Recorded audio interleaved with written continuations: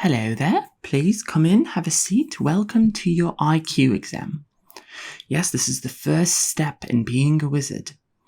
Absolutely, yes. I have been a wizard for many, many years. I have my own tower, and I would be looking for an apprentice about now, but I simply do not have the time. However, you're here because you want to see if you have what it takes to be a wizard, right? If you have that special kind of that innate ability, right? So, how about we go ahead and get started? Okay. You don't. I do not need your name. Your name is useless to me. I have many more important things. So, let's go ahead and just get started. All right. So, within this IQ exam, there's going to be 8 to 10 questions. It's going to get increasingly more difficult, and I understand that you might be a little nervous because you haven't studied. There's no you come here very unprepared, and that's kind of the point. So simply follow your instincts here. The answers are within you. All right. So, what subject must a wizard be wary of before opening its textbook? Let me repeat that. It's a bit confusing, and most of the time the first question tends to confuse the young potential wizards. What subject must a wizard be wary of before opening its textbook? Now, its corresponding textbook, right? So, what subject? A, divination. B, primal, as in a primal textbook. C, a dark textbook. Or D, a time textbook. Divination, primal, dark, or time. Which one do you think you should be wary of when opening its textbook? The answer, I'm going to reveal it to you now. Yes, this is an IQ exam where we're going to go through, it's a teaching moment as well, right? Because we want people to understand why they might be, fools. So the answer is B, a primal textbook. Now, as you should know, every textbook within our world tends to be a bit dangerous, right? It tends to have certain effects because when you write about magic, it imbues it with magic. So a divination textbook tends to, give you a little bit about your future. A time textbook might, make time all wonky. And a dark textbook can sometimes, make things very uncomfortable for you, make me very uncomfortable, make you very anxious perhaps. But a primal textbook is the only textbook within the subjects of, our magical world, where it might spontaneously combust upon opening. It's a bit of a problem, right? It's the only subject in which it is mostly taught orally, and it's not taught through textbooks generally, right? It's very, very uncommon. And as of recently, there has been some semi-successful uses of technology in writing some of the primal techniques. However, that does tend to fry up the technology, and so it's sort of created this resource where we're trying to create a lot of data centers to really funnel into creating primal primal textbooks and such within technology, and it's really ruining the environment, but that's neither here nor there. The answer was B. All right, number 2. What element is most difficult to handle deftly? I should put this closer to you. Let me say that again.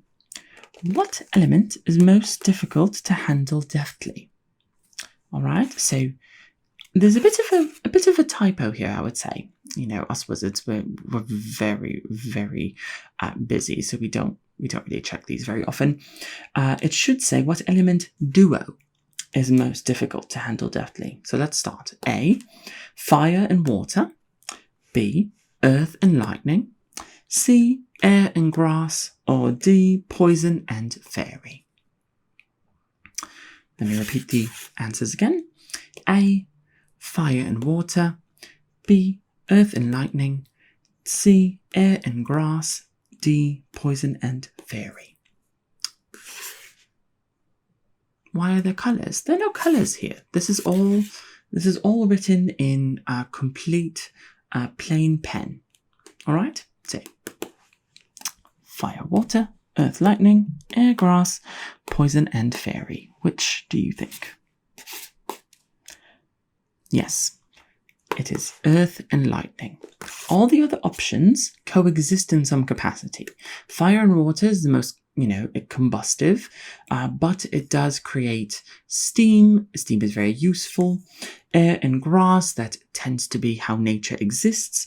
Poison and fairy, now this is a little bit uncommon, but fairies do, they are very susceptible to poison. However, they do like to take a hit or two and like to get a little bit wobbly. So, it's not uncommon, to use these elements in a way that is combined properly. Earth and lightning is the only one where they neutralize each other, and it becomes almost nothing if you are not careful. And that is why the most magical gem to exist is the gem that's created when lightning strikes in the desert. It creates a beautiful gem. Yes, so let us go ahead and keep moving on. How are you feeling so far? Doing good? Okay, well, let's start then with number 3. Number 3, nice and easy. Remember, it's getting a little bit more difficult and the answers are here for you, right? It might become more clearer as we move forward if you are adept at, wizardry. So, of these 4 choices, which is not a spell incantation? Of these 4 choices, which is not a spell incantation? A,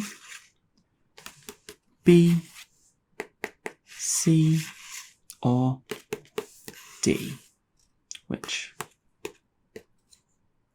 Yes, so take a look at these incantations. I'm sure this is your first time looking at a proper incantation, but these are very important, right? And follow your instincts here. A, B, C, or D? The answer is B. Yes. You see, when it comes to, magical incantations, you must, follow a certain pattern, right? So, B is the way to not do it. All right. Number 4. Within the language of numbers, which 2 house elemental energies? Okay, so within the language of numbers, which two numbers house elemental energies within them? All right, so we've got A, 3.14, B, 6.28, C, 2.718, or D, 1. Let's go ahead and look at that again. A, 3.14, B, 6.28, C, 2.718, D, 1. What do you think? Yes, choose 2. The answer is A and B. Yes. Okay. Let's move on. Can't explain each one to you. You have to understand these things. Okay. So, let us go ahead here. So, let's look up here. Ignore this down here. Let's look up here. Of these 2 choices, which is casting a hex? Of these 2 choices, which is casting a hex? A, this little guy, or B, this little guy? A or B? Or would you rather them be lasses? No, it doesn't. Which one? Okay. Well, of these two choices, which is casting a hex, it is A. Okay? It's not B. You really must think, right? You must think about, what someone looks like versus what their intent is. Okay? All right. So, number 6. Complete the sigil. Down here. Here's your sigil, your magical incantation. What will complete it? A blue line. B, a purple line. C, a red line. Or D, none.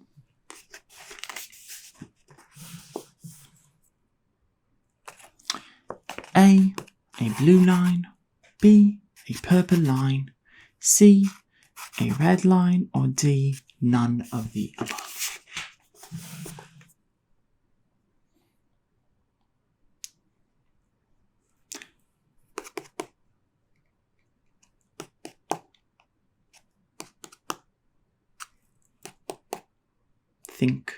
Think as hard as you can. I know it's difficult for someone like you, but you must try. Okay, it is A. It is A. A blue line. Depending on how you put it, it will complete the sigil, but none of these will result in a complete sigil, and the magical incantation will fail, and you will die. Okay? Next up, let's go to number 7. All right. Okay. Number 7. All right. Now, pelicans are tricksters of rain and storm. What domain should you house them in? Should it be A, the beach, B, the desert, C, the jungle, or D, the plains? One more time. Pelicans are tricksters of rain and storm. What domain should you house them in?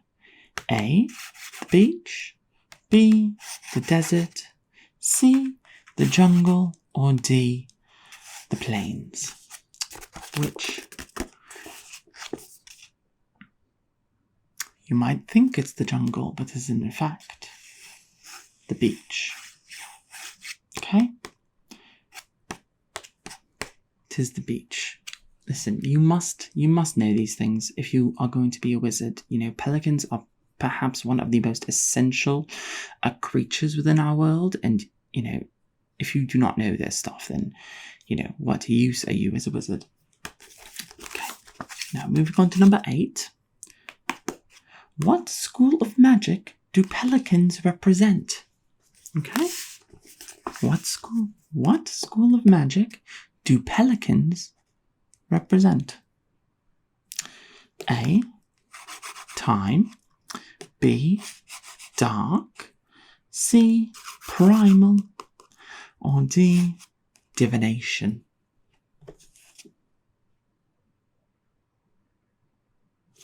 A, time. B, dark. C, primal. Or D, divination. It's not that difficult. Yes, it is divination. Pelicans may be rain and storm, so you might expect them to be primal, but primal, while it does relate to a lot of elements, it is mostly related to fire. You might not realize it, but these subjects, when written down, they exude the aura of the magical energy. And so you should be able to, looking at them, tell the difference. Okay? Okay. So, let us move on. These are our last 2 questions here. So, let's go here to number 9 here. Which of these 4 practices is not considered wizardry? Now, Like I said, it gets more difficult. These last two questions are the most difficult. A. Leaf reading. B. Ouija board. C. Ghost hunting. D. Summoning circle. Let me read the whole thing again to you, because I think, you're getting a bit glassy-eyed. 9. Which of the 4 practices is not considered wizardry?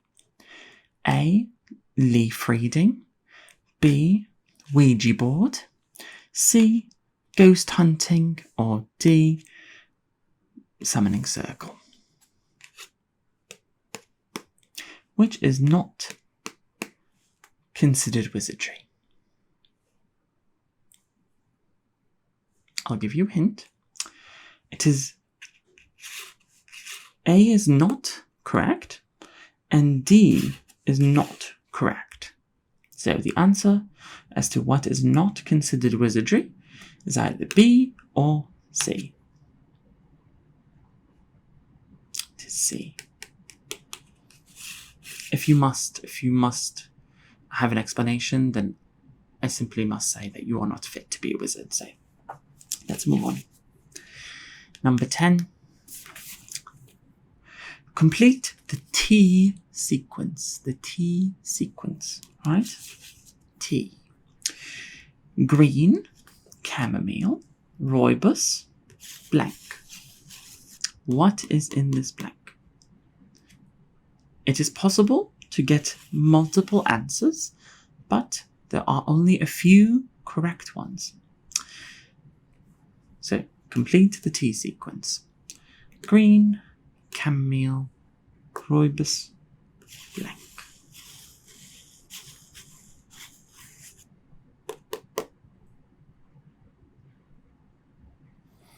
The most common answer... Oh, I'm so sorry. You want a hint? Well, think about what each T might represent within our wizarding world, and then think about what might be missing, right? What T could represent a magical school, a magical subject, perhaps, and would it fill in the blank here?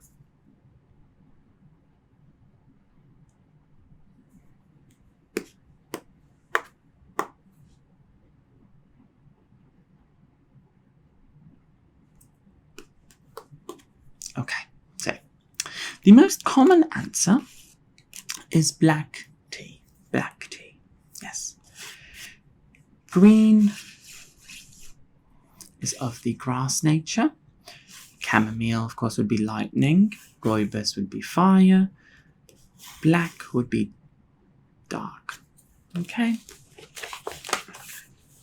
So, that is your IQ test. Let me go ahead then and input your answers here into our system. So it'll only take a moment, just so that you know whether you have the aptitude or not. I don't want to keep you waiting. So I'm just going to...